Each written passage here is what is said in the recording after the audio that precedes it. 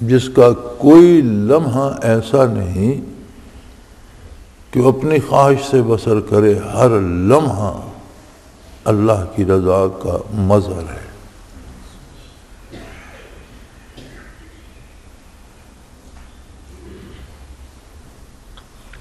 اور کتنی عجیب بات ہے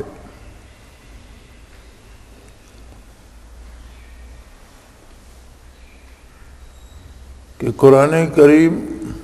جستہ جستہ نازل ہوا 23 برسوں میں۔ باقی کتابیں تو انبیاء کو عطا کر دی گئی، لیکن آپ صلی اللہ تعالی علیہ وآلہ وسلم پر جو کتاب نازل ہوئی اس کے نزول میں 23 برس لگے۔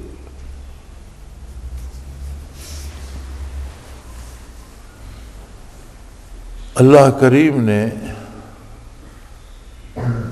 آپ کی نبوت کو بھی قیامت تک رکھنا تھا، اس کتاب کو بھی قیامت تک رکھنا تھا، اور اس کے احکام ایسے تھے کہ جو اس عہد میں بھی روئے زمین پر جس موسم، جس حال، جس ماحول میں انسانیت و رہنمائی کرے،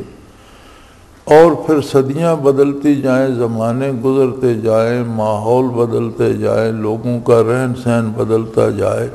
سب کچھ بدلے، لیکن اس کے احکام نہ بدلے، ہر ماحول ہر حال میں رہنمائی کرے اور صحیح رہنمائی کرے۔ پھر اس میں یہ اعجاز بھی رکھا کہ اس کا کوئی لفظ، کوئی نقطہ تک قیامت تک تبدیل نہ ہو۔ اب بھلا جس کتاب کا آپ کوئی نقطہ، کوئی زیر زبر تبدیل نہیں کر سکتے، اس کے کسی حکم میں تبدیلی لانے کا کوئی سوچ سکتا ہے؟ اس کے سارے احکام بھی ناقابل تبدیلی ہیں، اور سارے الفاظ و حروف بھی ناقابل تبدیلی ہیں۔ پھر اس کا یہ اعجاز کہ سوال پیدا ہوا، اللہ کی بارگاہ سے جواب آ گیا۔ یہ پورا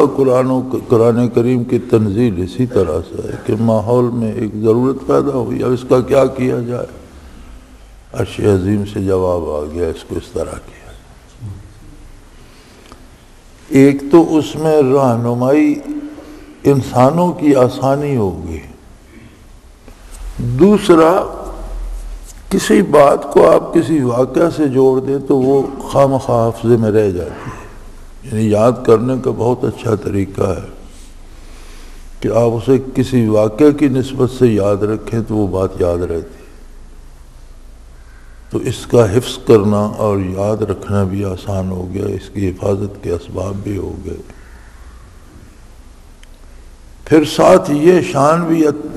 ارشاد فرمایا کہ اپنے اس نبی کے ساتھ ایمان لاؤ جو امی ہے۔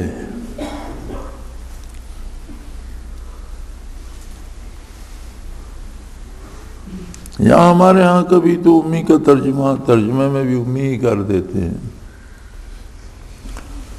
اور کبھی ان پڑھ لکھ دیتے ہیں، جو لکھنا پڑھنا نہیں جانتا۔ لیکن جو میں سمجھتا ہوں وہ یہ ہے کہ قرآن حکیم کے مفہوم کو ہمارا یہ ترجمہ ادا نہیں کرتا۔ امی سے مراد یہ ہے کہ جس نے نوع انسانی کے کسی بڑے سے بڑے فاضل سے کوئی لفظ، کوئی ترجمہ، کوئی طریقہ نہیں سیکھا، جسے ہم علم کہتے ہیں یا لکھا پڑھا بندہ کہتے ہیں یا عالم کہتے ہیں یا لکھنا پڑھنا جانتا ہے، اس کے بارے اس کے اساتذہ کی بھی ایک اتنی لمبی فہرست ہوتی ہے، اور جسے بہت بڑا عالم سمجھا جاتا ہے اس کے اساتذہ میں بھی بہت بڑے بڑے نام آتے ہیں۔ اس کے باوجود ہمیں ان کی رائے سے اختلاف بھی ہوتا ہے، بعض اوقات جزیات میں اختلاف ہوتا ہے، اور بعض اوقات ہم کہتے ہیں کہ انہیں ساری غلطی لگی، اس کا مفہوم یہ نہیں تھا، یہ تھا۔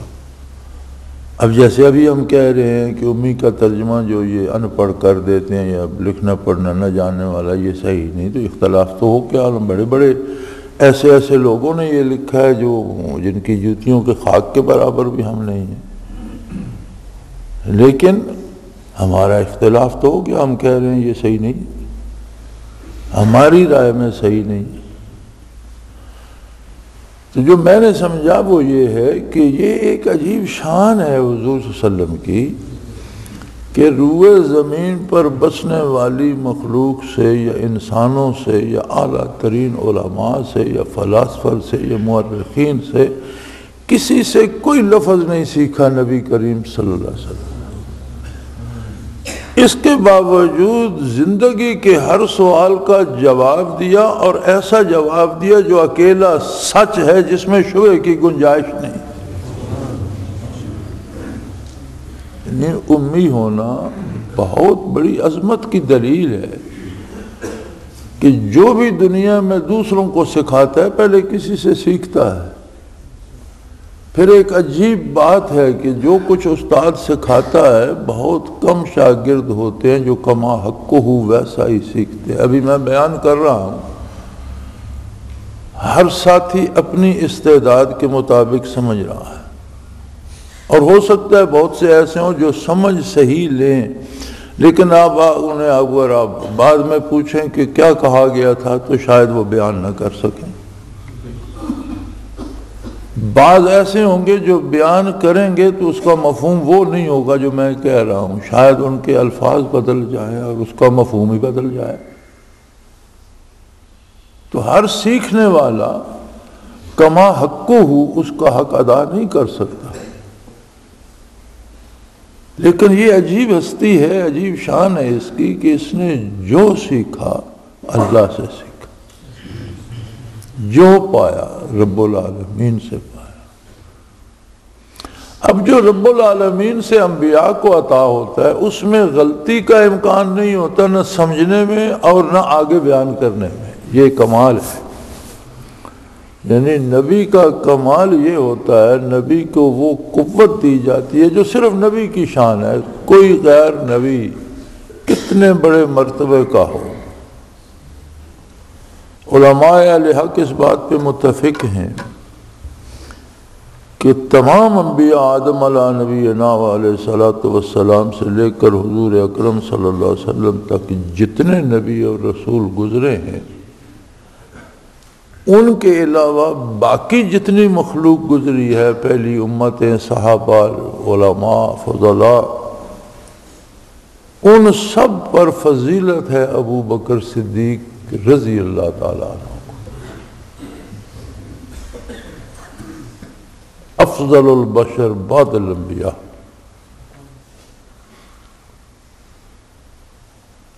اس ساری فضیلت کے باوجود نزول وحی کے وقت وحی کا کوئی لفظ ابو بکر صدیق رضی اللہ عنہ نے سنا؟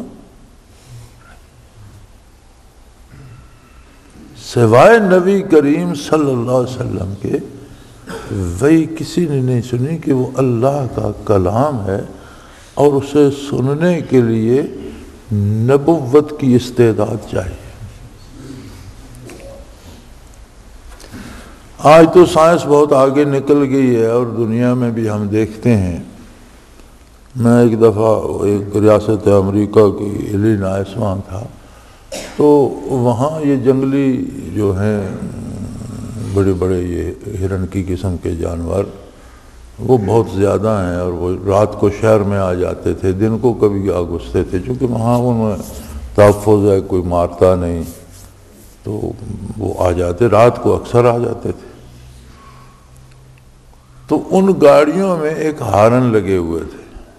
کہ آپ نے جیسے گاڑی کا سوئچ آن کیا، انجن سٹارٹ کیا تو وہ ہارن بجنا شروع ہو گیا، لیکن وہ ہارن کسی انسان کو سنائی نہیں دیتا تھا، حالانکہ وہ بج رہا ہوتا تھا۔ یعنی وہ اتنا اس کی جو فریکوینسی تھی وہ اتنی نیچے تھی، اتنی لو تھی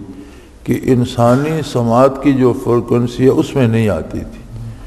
لیکن جانوروں کی قوت سماعت چونکہ تیز ہوتی ہے تو جانوروں کو سنائی دیتا تھا.